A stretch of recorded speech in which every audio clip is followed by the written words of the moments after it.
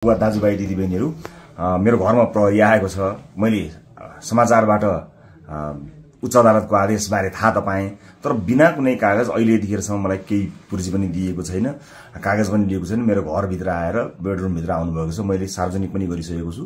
अब यसरी तैनाथ उताबाट आदेशभन्दा पहिले तैनाथ हुने यो सबै चिजले एउटा ठूलो आशंका सृजना गरेको छ। मैले सम्मानित अदालतको आदेशलाई सधैँ मानेकै छु, कानूनलाई मानेकै छु। म पहिला पनि आफै उपस्थित हुन गएको हुँ, अहिले पनि सार्वजनिक गरेकै छु। तर यो राज्य आतंक, यो धरपकड ममाथि के कारणले भइरहेको छ मैले बुझ्न सकेको छैन। भोलिको चितवनको कार्यक्रमलाई निरन्तरता दिनु होला।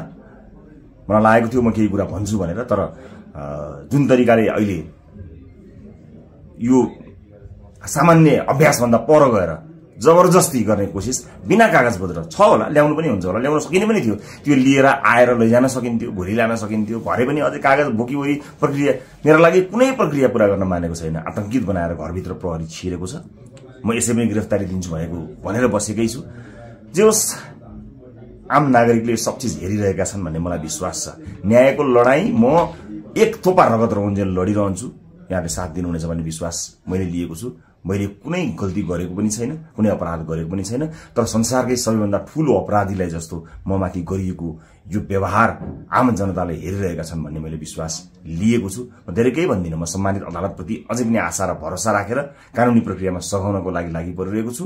यो दुनियाँका जति पनि न्यायालयका ढोकाहरू छन् ती सबै ढोका ढकढक्याउँछु आफ्नो न्यायको लागि।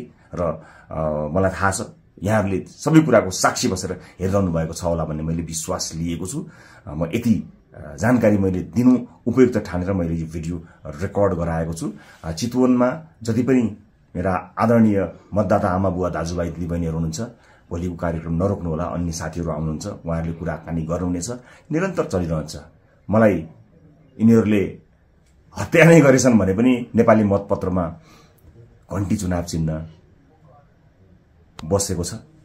मलाई आशा छ, यो एउटा आशा र भरोसाको आवाज हामीले बुलन्द पारिसकेका छौं।